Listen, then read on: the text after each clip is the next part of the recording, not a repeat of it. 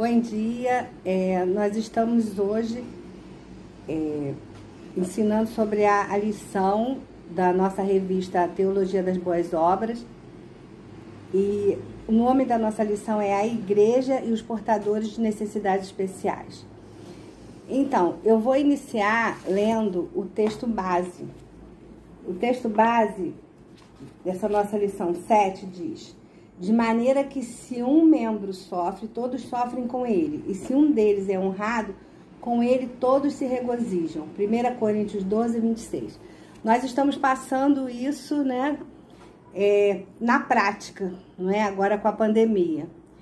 Então, que a gente possa exercitar a nossa fé e possa viver isso com os nossos irmãos.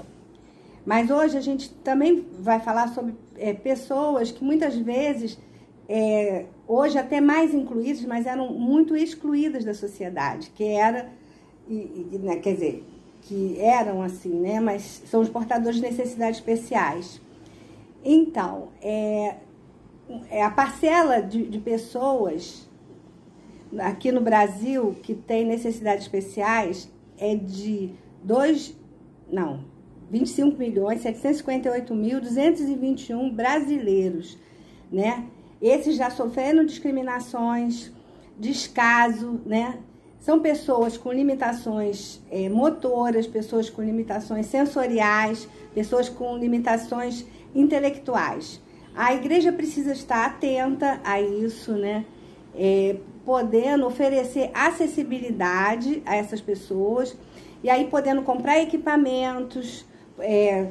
O que hoje nós nos ressentimos em nossa igreja é mais em relação ao departamento infantil, porque o departamento infantil ele não está preparado para a criança portadora de necessidade especial, porque nós até investimos na parte dos adultos, né? Temos rampa, temos uma acessibilidade também com corrimão, mas nós precisamos pensar também no departamento infantil. Fazer uma conscientização das lideranças também é importante, porque Deus não faz acepção de pessoas. Então, o primeiro passo, o que a gente tem que fazer? A gente tem que conhecer sobre as necessidades dessas pessoas, né? E aí, a gente vai entender que eles estão diretamente relacionados no rol de membros da igreja. São pessoas que estão convivendo conosco, né? São pessoas que precisam, né, de nossa atenção, como todos, né? Mas por terem essas necessidades especiais, nós não vamos super protegê-los, mas vamos facilitar a vida dessas pessoas, né? Na nossa igreja, adultos, nós temos na parte da visão, né? Os portadores de necessidades especiais, que seria mais na área sensorial, né? Nós temos algumas pessoas que precisam que a gente esteja ali facilitando todo o tempo, não é? Mas os que têm necessidades especiais na área intelectual, qual que seriam? Seriam os que têm deficiência mental, deficiência na aprendizagem, e também aqueles que têm alta habilidade intelectual, que são chamados dos superdotados, né? Agora, essas pessoas que têm problemas na área intelectual, o que acontece com elas? Elas teriam, são pessoas com deficiência mental, que apresentam limitações, são associadas, às vezes, a 2 ou mais áreas de conduta adaptativa, sendo que o indivíduo ele não responde adequadamente às demandas da sociedade, como assim, tem dificuldade na comunicação, nos cuidados, às vezes, com o próprio corpo, né? Muitas vezes ele não tem independência. Então, tudo isso são o que os fazem, né, ser pessoas que precisam estar ali sempre tendo um acolhimento e um suporte. Já na área sensorial, que seria... Não, temos ainda o de aprendizagem, desculpa, que na questão da aprendizagem são distúrbio na concentração e também no raciocínio, na fala, na leitura, na ortografia, na aritmética, não é? isso daí já seria na área da aprendizagem. E eu já falei para vocês também que os indivíduos que possuem um elevado, um elevado QI, né, eles também acabam ficando um pouco de fora, porque às vezes eles se desenvolvem na parte intelectual, mas eles não se desenvolvem na questão motora também. Às vezes tem uma defasagem, não é? Então, já na área sensorial seria o deficiente visual e o auditivo, né? E já na área motora seria o deficiente físico, né, e o paralisado cerebral. Eu não sei se é do conhecimento de todos, mas eu já trabalhei no município muitos anos com psicomotricidade, com deficiente físico, fazendo um trabalho de inclusão dessa criança na escola.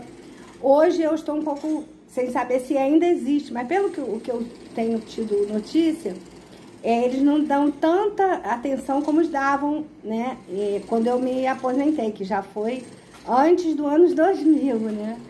Então, mas são muitas as lutas, eu pude ver as dificuldades com a acessibilidade, né? E essas causas da deficiência física podem ser congênitas, pode ser por acidentes, e também, congênita eu digo na questão de ter anomalias congênitas, né? E algumas doenças que podem, às vezes até na hora do parto, né? Por falta de oxigenação.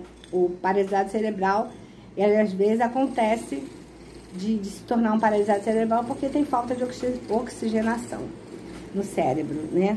Quando ele nasce. Agora, no caso do PC, seria uma lesão cerebral que vai resultar de distúrbios motores e falta de coordenação motora. Aí tem o grau leve, o grau moderado, severo e até o profundo, né? Então, vocês veem que a gente tem... É uma parcela da população que precisa ser vista, não é? E a igreja não pode ficar fora disso, porque nós sabemos que vivemos num mundo de muitas diferenças, né?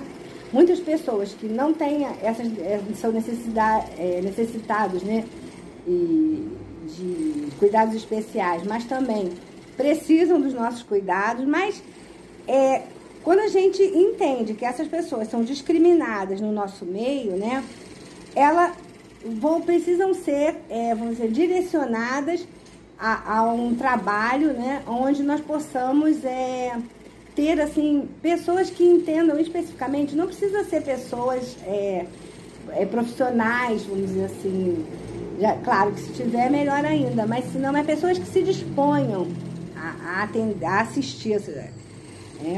Agora, a história é que, por volta de 1850, as pessoas com deficiência eram enviadas para asilos e prisões. Na maioria dos casos, elas eram taxadas como possessos de espíritos demoníacos. Então, já em 1840, Edouard Seguin, ele fundou a primeira escola privada em Paris, né, dedicada à educação dos deficientes mentais. Agora, o Philippe Pinel, né, que ele é muito conhecido, que nós temos, inclusive, né, estava até para ser extinto, né, infelizmente, mas nós temos um trabalho, né, temos o IPUB, né, que é ao lado do Pinel, mas temos também ali o Pinel que foi inspirado, né, o nome dessa instituição em Philippe Pinel. Philippe Pinel, ele iniciou um movimento na área da doença mental, foi denominado como libertador dos alienados, pois ele quebrou-lhes a corrente e lhes deu dignidade. Então, ele percebeu o sofrimento dessas pessoas, né? Ele foi o primeiro médico a tentar descrever e classificar as doenças mentais, né? Ou as perturbações mentais, como queiram. Já Pestalozzi se dedicou mais à questão da educação. Ele foi um reformador educacional. Ele era suíço e ele também foi responsável pela mudança de tratamento das pessoas com necessidades especiais, né? Contribuindo para o fim dessa segregação. Essas pessoas serem incluídas, viverem, né, no meio conosco. Então, um dos importantes movimentos de desinstitucionalização manicomial aconteceu nos anos 60 e 70, onde as pessoas seriam tratadas de maneira mais humana. Então, começaram a partir desse movimento, começaram a ter hospitais diurnos, centros de atendimento diurnos e programas domiciliares de treinamento e aconselhamento. Só que, infelizmente, o que a gente tem escutado nas notícias, né, que eu espero que não vá à frente, é que esse tipo de trabalho está para ser extinto também. Então, né, às vezes a gente eu recebo petições para assinar para que continue, porque esse trabalho, ele se tornou um trabalho onde as pessoas não estavam dando tanta atenção. Mas nós, né, que estamos na igreja, né, nós temos um papel fundamental na vida dessas pessoas. A igreja, ela precisa alcançar essa parcela da população. Então, infelizmente,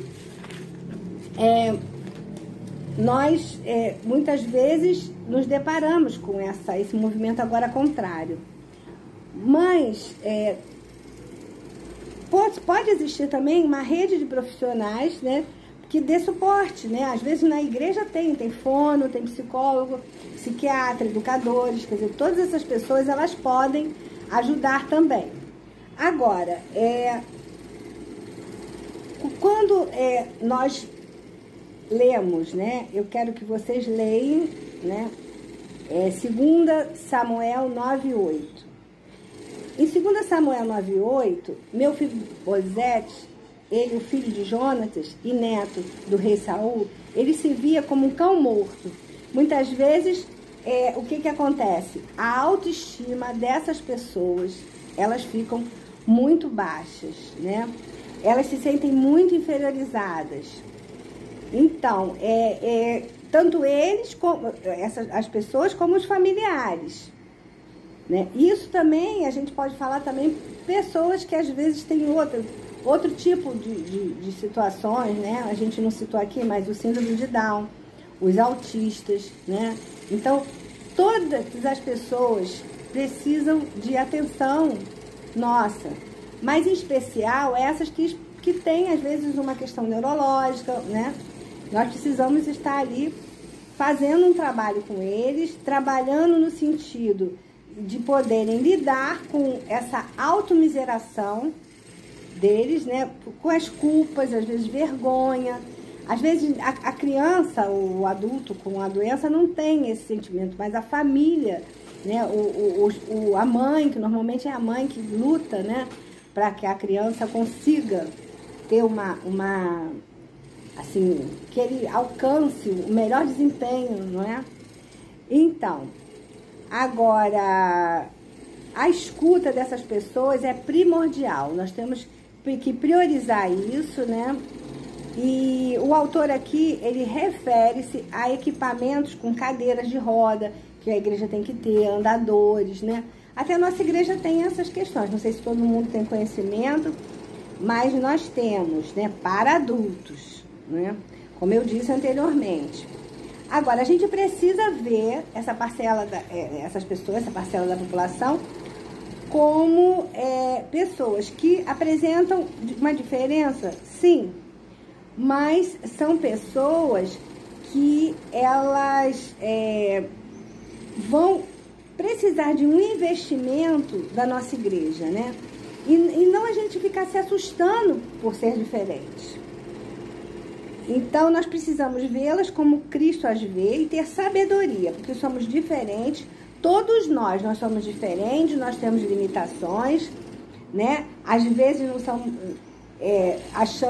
achamos que não somos pessoas assim, que apresentamos alguma doença, mas às vezes vários impedimentos, né? E dentro da igreja, mais ainda, não só dentro, mas principalmente fora da igreja, nós temos que ir para fora da igreja fazendo um trabalho nesse sentido. Então, eu quero que vocês pensem o seguinte, que nós não devemos fazer acepção de pessoas, né, e devemos cumprir a missão de amarmos ao próximo como a nós mesmos, né? No meio eclesiástico, nós temos várias instituições: Integrarte, Centro Pro Integração, Cidadania e Artes, concebido por familiares de pessoas com dificuldades específicas decorrentes da síndrome de Down. Audioteca Sal e Luz, que ela empresta livros que são falados, são audiolivros para pessoas cegas ou com deficiência visual, de forma gratuita. E se a gente for procurando na internet, a gente vai achando, né, várias possibilidades, né? Então, eu quero deixar uma pergunta, né, no final. Hoje, inclusive, a nossa lição foi mais fundamentada em explicações, mas nós já vivemos e sabemos que o amor ao próximo, né, e essa empatia com o sofrimento do outro é que nos faz cada vez mais próximos de Deus, mais íntimos de Deus. Então, não esqueçamos disso, né? E vamos aqui deixar no final a pergunta: será que a nossa igreja, ela está pronta para investir espiritualmente de forma material e resgatar essas pessoas? Quando eu digo pessoas, são as crianças, não é? Então, voltando, né, ao trabalho presencial, nós precisamos pensar em adaptar as nossas salas, né, da escola dominical, que muitas vezes não são aptas para receber esse tipo de criança, tem escadas, né, e ter todo um trabalho assim específico e buscar também, né, esse trabalho. Então, eu vou encerrar a lição de forma diferente, tá? Eu vou cantar uma parte de um cântico, né, que fala assim: somos um pelo laço do amor, somos um pelo laço do amor, de mãos dadas estaremos, pois somos do Senhor, somos um pelo laço do amor. Então, busquemos, irmãos, essa unidade, busquemos estar sempre disponível para ajudar o próximo e nos sentindo mais e mais, ainda mais nesses tempos agora, de tanto sofrimento, de famílias sofrendo, famílias enlutadas, né? Muitas vezes pensamos assim: nossa, quem vai ser agora o próximo a ter essa doença, não é? E aí, por mais que a gente tenha todos os cuidados, essa doença está proliferando, né? O Covid realmente tem sido arrasador. Então, eu espero em Deus que nós possamos estar mais e mais, né, íntimos de Jesus, para que possamos alcançar a glória.